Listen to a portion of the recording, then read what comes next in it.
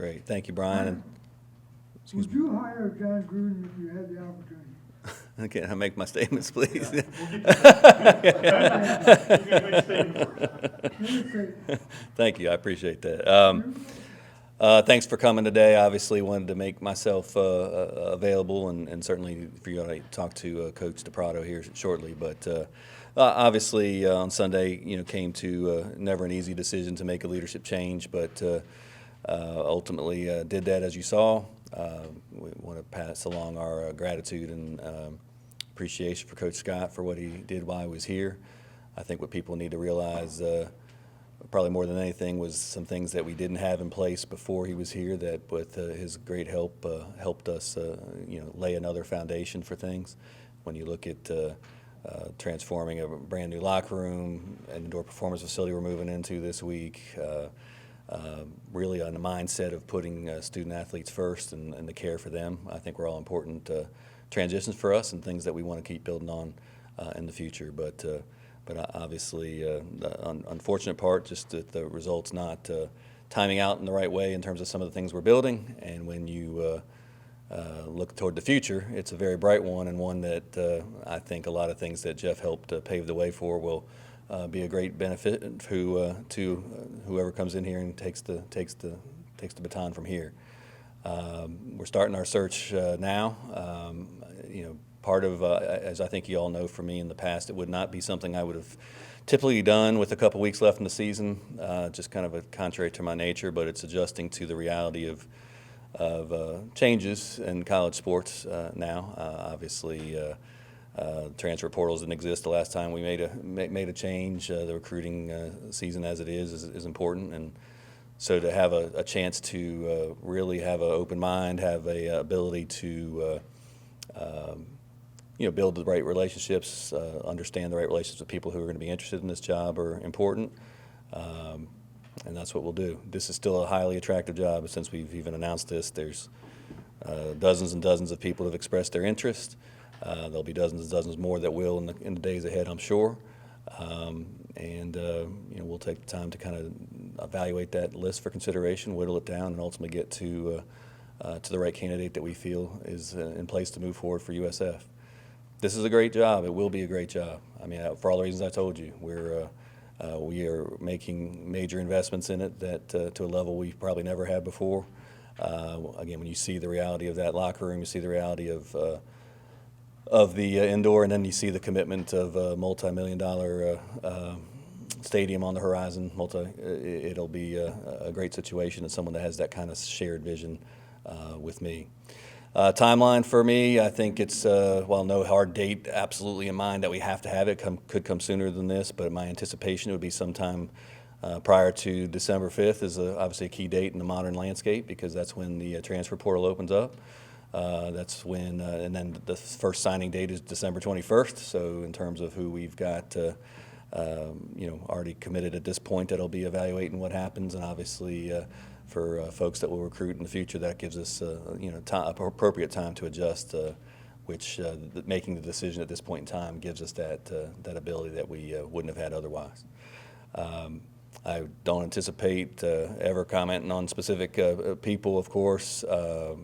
But just know, I think the most important thing for us is to have, again, someone that loves the vision of what we're trying to build here, has that kind of appetite that I think in this modern day can relate extremely well to players, has the recruiting ability and proven recruiting ability to bring people here and be a part of this vision, and just have that kind of experience. But I think our strategic plan, as you all know, is our first goal is to have an elite student-athlete experience.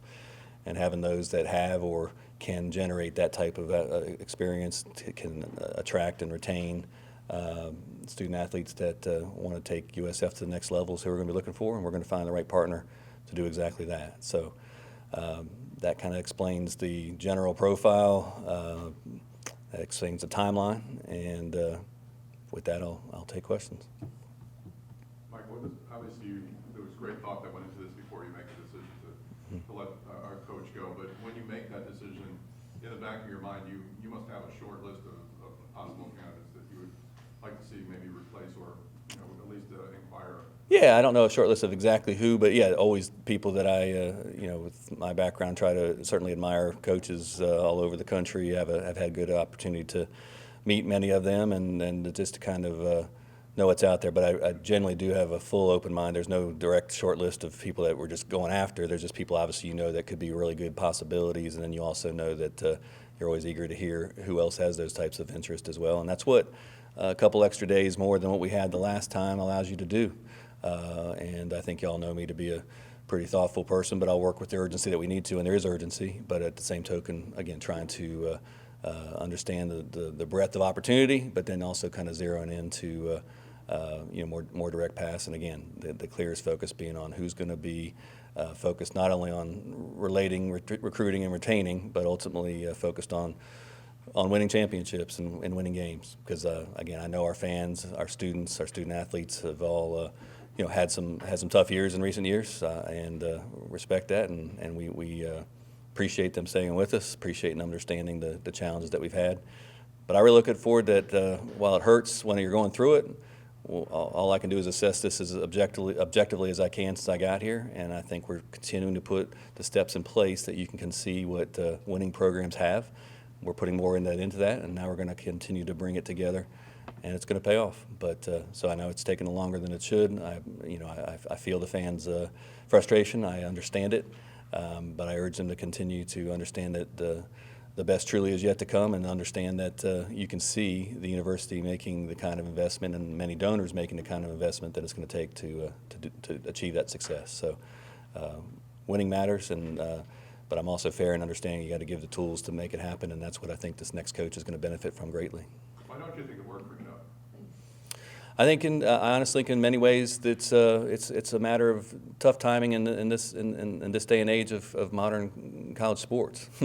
A lot of things have changed. There are some things that are completely out of his control, and we've talked about them before. Everyone in this room has written about it before at some point. You've got everything from COVID in your very first year. I know everyone went through COVID, but to be your first year that happened, we obviously had to adjust some things from the staff before that caused some adjustments that he had to get used to. And then when you kind of helped me, he really did a great job of helping identify what are doing more for our players and what did they need that we didn't provide them before. When you talk about increased cost of attendance, better nutrition, different places to live, locker room, all these things, he put the players first, which is great. That's what helped us kind of build a better culture and helped us kind of get to this point. Now it's just unfortunate that many of the things he helped open our eyes and help build and help become reality, we just weren't winning at the same timeline that this is coming, and unfortunately it just came to the point where I didn't think he and I could it wasn't we couldn't sustain the lack of winning at the same time to continue to keep the right perspective and optimism and hope alive, which we will do. So it's just really a matter of timing and circumstance, in my opinion, for Jeff. But again, very grateful for the things that he did do, because as I said, that's part of what we needed to do. And then when you look back at the history of USF football, you're going to look at this time frame of Jeff of getting us focused on the student athlete and getting some tools in place that we're going to be able to benefit from for a long, long time. Michael, do you have a kind of a candidate profile in mind? Is head coaching experience prerequisite? It's not a prerequisite. I think having a head coaching experience would be great. Being able to relate and recruit Florida is always important. But again, when I talk about the modern situation of college sports that's changed so much, having the ability to relate to the players, that having the ability to recruit and navigate the current, whether it's transfer portal, whether it's knowing the importance of NIL in terms of how our supporters will get more behind that in the future. All those things are important. But to me, it's the tools are now in place. Now it's really a matter of how do we build, relate to the players, recruit and retain them, so we can move forward. But Michael, you mentioned the portal and relating to the players and all that. And because the landscape has changed dramatically since you made the hire of Jeff in 2019. It may not be at the top of your list, but probably near the list to have a coach who has been through this cycle before that has never been seen with the NIL and the transfer portal. Is that important? Yeah, like I said, open-minded. I don't think you necessarily eliminate any profile. That's why there's not a simple one profile in mind. But I keep coming back to having the fact that Jeff didn't have head coaching experience before doesn't scare me from not having another one. But obviously, I think those that have been in that chair before, that can be a helpful identity. But yeah, having someone that's really been in the throes of things in recent years that understands how this has changed. Recruiting in and of itself, no matter how long you've been doing it, is a skill that I expect this person to have, and some proven ability on that. But I would also say that that skill and that ability has also changed dramatically in recent years. And because you've got to not only recruit Florida well, and we certainly want an emphasis on the Tampa Bay region, you've also got to be smart and understand there's got to be still contacts that the state of Florida is recruited so hard by everyone that you still got to make sure you can kind of identify, some good candidates, some good prospects in different states when necessary, and then you've got to be able to properly evaluate those that do enter the portal and make it happen. But you also want to focus on, again, creating the environment and finding the right way that your top talent, and certainly retain the talent that we've been fortunate enough to have here. Michael, this will be your second, hire for a football coach. First one was it was a 9-10 day span between the firing and hiring of the previous staffs. Just what did you learn about yourself and the hiring process and the wisdom that you might have acquired to help you in this one? Well, two things I think I learned. I feel I learned a lot better about communicating with coaches and understanding, just being on the same page the whole way through to have an even more professional and understanding about how decisions get made. And that's why I think you saw such a while painful transition. I was glad that Jeff had a chance to speak to the team and be able to have that kind of change in leadership, if you will. But for this, the big change I mentioned at the outset, Will, is that again, I think all of us in my chair, and certainly myself personally, would rather always like to see the season, go through its fullest if you can, and because you never know what might happen. But if you see things that aren't ultimately going the right way, again, I would have been obviously much more reluctant to do it earlier in the year. But now when you get to a point where you're 3 weeks out and you kind of see the timing, you're right. We did the whole last search in about 6 or 7 days. That was really fast, but that was more common then. But now that you kind of know the set date of, we have a little bit later early signing date being December 21st this year. We have the transfer portal deadline or entry date that didn't even exist back on December 5th. So having a couple more weeks to be able to identify and find the right person is comforting. Michael, You don't feel rushed in that case. Would you rule Gruden out? What's that? Would you I'm rule- not going to speak about any candidates. I've talked pretty clearly about what my what I think the Given his right candidates are. baggage, Michael, Excuse me? Given his baggage, isn't that almost a disqualifier? Well, I've spoken to the profile of what I'm looking for, and I think that's where I'll stand for right now, Pat. Do you think you have to get this right this time to keep this school moving forward? I mean, can you afford to have another disaster? Well, I take exception to disaster outside of obviously the record. Obviously, is something none of us are proud of. I think we know there were a lot of obstacles in the place that kind of made part of that happen. But what I also believe is we put a lot of things in place with Jeff that has made the future success that I envision, that I believe in, possible. So, yes, is it something that we have to get right and continue to do better? No question. This is an extremely important hire for the University of South Florida, as was Jeff. But let's not lose sight of this. We will look back on the Jeff Scott era of at least some things that we put in place that the next coach is going to be really pleased about. Michael, you mentioned the December 5th transfer portal window opening a couple times, but since Jeff was fired, his players have a 30-day window that they can enter the portal.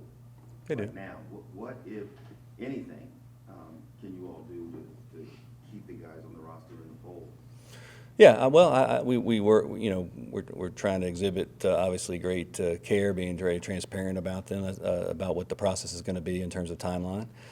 To me, it makes great sense that no matter what the circumstance that you are, that it makes sense to play well, play together, do the best you can for yourself, for your school, for your family over the next 3 weeks.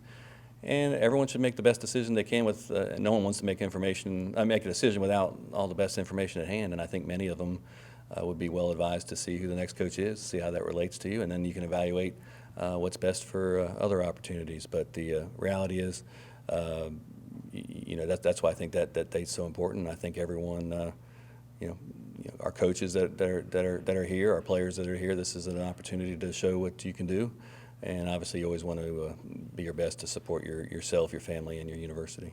Thank you. You still have 3 games left to go here on this, on this 2022 slate.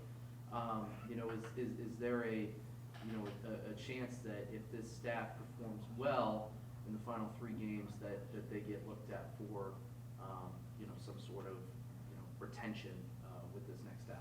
Yeah, I'm very open-minded to what will happen. I mean, I've made the changes I've made in terms of the staff, which I'll get into, and obviously hear from Coach DePrado here soon. Yeah, I expect them to. They're under contract. I expect them to perform the best of their ability, not only for what they're obligated to do, but as we talked about in the staff meeting when we were there on Sunday, is like they're in this for the kids. How do we best make their experience as best we can during this tough season? And this is an opportunity for some that are in different roles to display their opportunity and take advantage of the opportunity. So. Again, I don't discount anything right now. I haven't even started the search. I'm getting things organized, but I've just answered Matt's question quite directly in terms of what do I think's the right thing that we need here, that we need to emphasize, that I think is going to carry us forward to the success in the next couple of years. That's what I think that it is. Michael, when earlier this season, Jeff spoke a lot about the need to have continuity and go through the rough times after the game on Saturday at Temple. He was much more philosophical. I think he kind of knew what was happening, and so when you spoke to him, was it pretty evident on both sides, kind of the direction that needed to happen? Yeah, but I think because of the good cadence of communication that Coach Scott and I always had, it was still always a very hard conversation, but one that wasn't a surprise, and that's where I feel that I improved as an athletic director from maybe where I was a couple of years ago in terms of having that type of cadence of communication and rhythm. So we were on the same page. The expectations were pretty clear, and unfortunately, I really thought there would be a different story to tell this week in terms of what happened and kind of show I believe in continuity too. I thought I'd see the kind of momentum moving forward, even at different peaks during the year, that we would see enough to warrant going into next year and continue on. But unfortunately, some things recently haven't. It just didn't keep going in that direction. Michael, When the release went out on Sunday, Yes, sir. what's been the initial reaction of just the interest level that has come in? Have you been flooded with a lot of candidates? Absolutely flooded. This is a great job. This is the University of South Florida in Tampa Bay. We're America's fastest rising university and America's fastest growing region. We know we haven't had some success in recent times, but when you go back and look at things that have been achieved at different parts of our 26-year history, when you look at the things that we're approving investment in, when you see the kind of support we're getting from the Board of Trustees, from President Law, I think if you take the time to look at that and realize what's kind of now here that some of our previous coaches maybe didn't have or are now still acquiring, I think you see a great commitment and realize that, hey, people are serious about this at USF. Tools are being put in place to have a successful program. So, yeah, it's no surprise to me that it's almost a sacrifice to come in here because the phone's ringing off the hook. But it'll be, again, you don't want to operate too quickly. You want to, again, see what's out there, identify it, get to know them, have appropriate and deep looks into backgrounds, get deep looks into what's the right and best fit of what we can acquire right now, and that's what we're going to do over the next 2.5 weeks. You kind of answered what I was going to ask, but just how, if at all, does this search and everything that will happen afterwards affect the stadium push and I guess kind of the magnitude to get this right with everything else going on?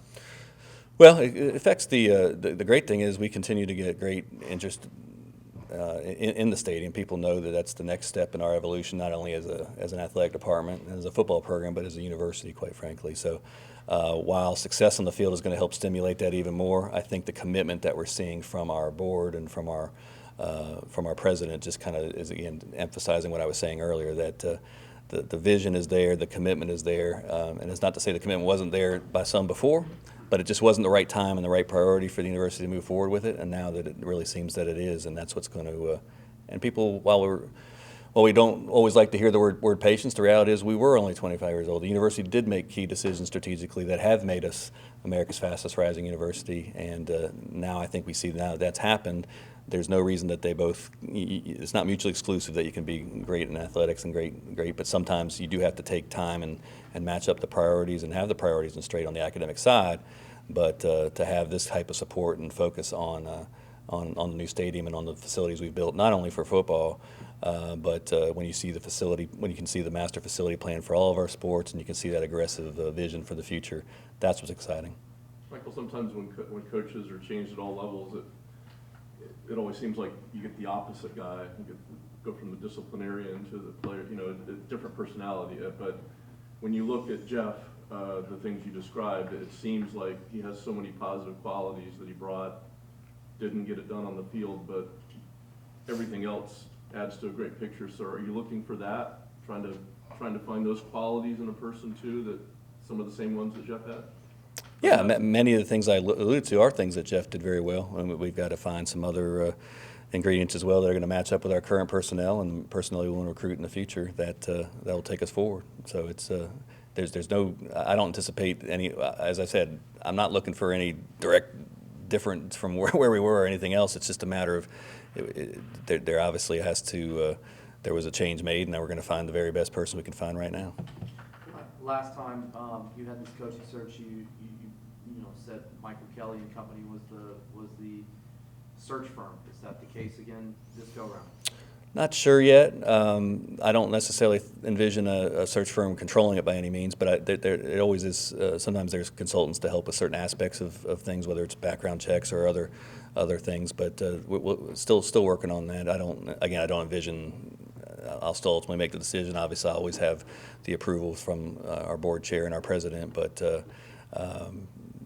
to be determined. But I'll be navigating in a similar way. But there's always good information and good things that you can get from other consultants. Michael, is it as simple as saying that the talent level is just not conducive to winning? Was the wrong group of guys brought in, just not good enough talent to compete, or was it coaching? I don't think there's ever any. I know people always look for one silver bullet or one person to blame, and I don't think that's necessarily the case. Some things weren't working. I obviously made some other changes on the personnel side as well. So it's a combination of a lot of things. And as I said before, a lot of it was. I look at it from what my responsibility is obviously to give all of our programs the tools to succeed. And in this case, we're talking about football. So it was my job to improve that. We are improving that. I think that the benefit of that labor will come in the future. But yeah, everyone has to look in the mirror for our recent record. That starts with me. That starts with coaching, and that starts with players. And it talks about what else can we add to help the players continue to get better. So but to me, it still all starts in modern day college sports with the student athlete experience. How do we make this place the place that people want to come to, stay, and I think we're making steps in that direction, and we just have to continue to do that in a very positive way. One more for Michael, and then we'll Coach Prado up there. Tracy? If I may say, I've been watching afar for 34 years. You've done a hell of a job. You've given us all the tools that we need to get right up to the top. So it's just one or two pieces of puzzle. I'm sure you're going to figure that out. So thank you. Oh, well, very kind of you to say. We got a lot of work to do, but yeah, to me, I came here on a mission. You all know I felt called to be here because of my past, and I'm not going to give up till we get it right. And we're going to keep finding ways to make this a successful program, and I'm confident we will. I know Coach DePrado is going to be coming up here. Obviously, I have ultimate respect and confidence in Coach DePrado. He's got great energy. He's part of my decision is because of his leadership skills, his energy, but he also has been, because of the special teams involvement that he has and some on the defense in the past, talked to the greatest number of student athletes on a daily basis besides Coach Scott. And so there's familiarity there. And I also didn't want to get the offense, in my opinion, for the most part, is performing quite well, and to allow Coach Trickett and his staff to kind of stay pretty much intact and focused on what they're doing. And obviously on the defensive side, having Coach Sims have a chance to lead us the last couple of weeks was another move that I made. So with that, I have ultimate faith in Coach DePrado, and I know he's eager to talk to you about his first practice. So we'll turn it over to Coach DePrado.